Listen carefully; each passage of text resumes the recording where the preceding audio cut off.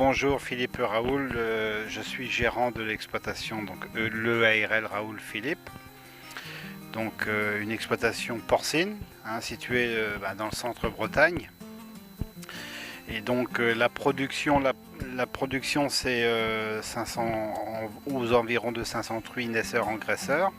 C'est-à-dire qu'on fait naître les porcelets sur le site et on les fait grandir pour qu'ils jusqu'au départ à l'abattoir pour faire du jambon et des côtes de porc, de l'andouille et du saucisson. Donc mon exploitation, nous sommes 5 à y travailler.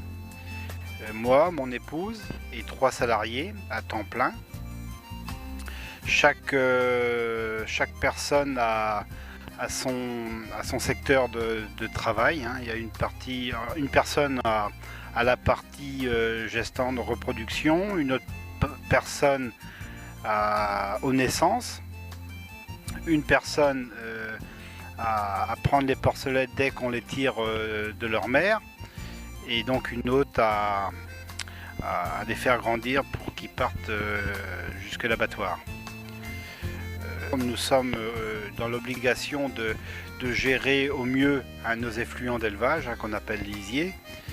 Et donc à partir de ceci, nous avons mis en place une station collective de traitement de lisiers. J'espère, donc j'ai un projet actuel de méthanisation. La méthanisation ne fait que transformer l'azote et les produits du lisier, l'azote organique, en azote ammoniacal, donc directement assimilable par la plante. Et en travaillant dans ce sens, l'on essaie de préparer l'avenir. L'on espère, nous agriculteurs, nous espérons voir des jeunes motivés reprendre nos exploitations et travailler aussi dans ce sens. L'on avait beaucoup à démontrer que l'agriculture n'était pas en dernier lieu dans les technologies et dans le développement.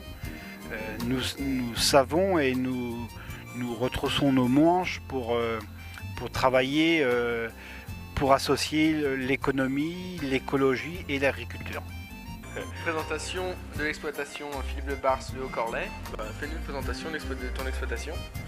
Donc l'exploitation installée avec ma femme, Isabelle, sur 110 hectares, avec un quota de 380 000 de litres de lait.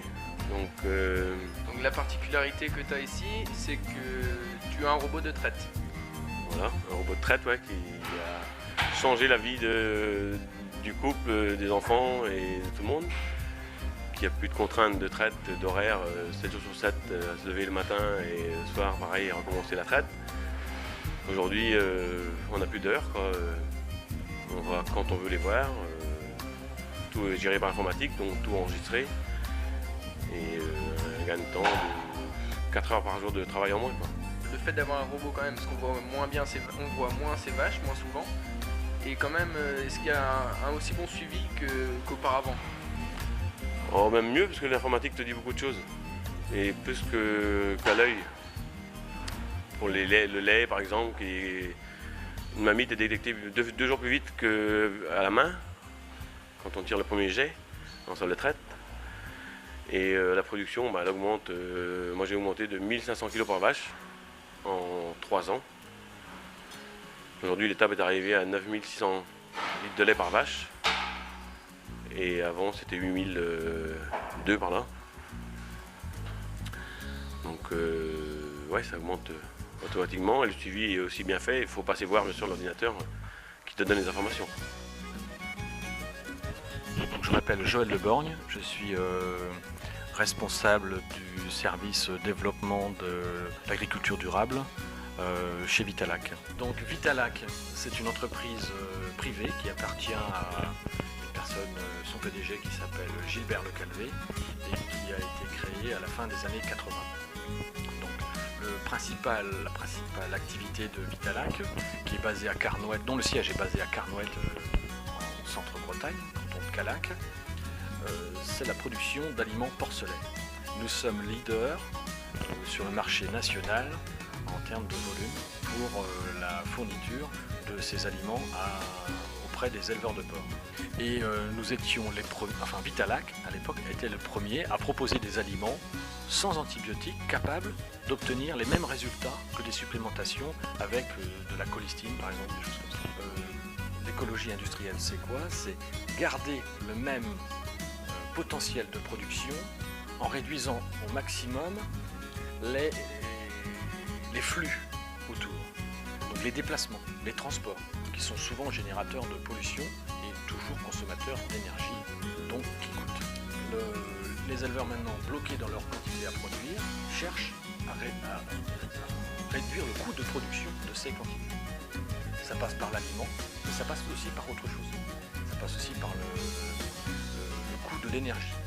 Donc, il s'est trouvé que l'un de nos clients, chez qui nous avions construit ces premiers silos tours d'inertage qui venaient d'Autriche et de République tchèque, qui s'appelle Philippe Raoul, qui habite au Corlay, en centre-Bretagne comme Carnouette, nous a sollicité pour développer un projet de méthanisation. Nous avons également noué des contacts avec des Danois qui ont la même problématique environnementale que nous et qui eux aussi étaient et sont toujours très en avance sur nous en termes de méthanisation. C'est très nouveau en Bretagne.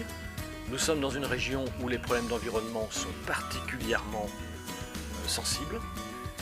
L'objectif sera de de faire tourner un cogénérateur de 150 kW, peut-être 115, mais pourquoi pas 150 kW, qui produira de l'électricité qui sera réinjectée sur le réseau et vendue à EDF probablement.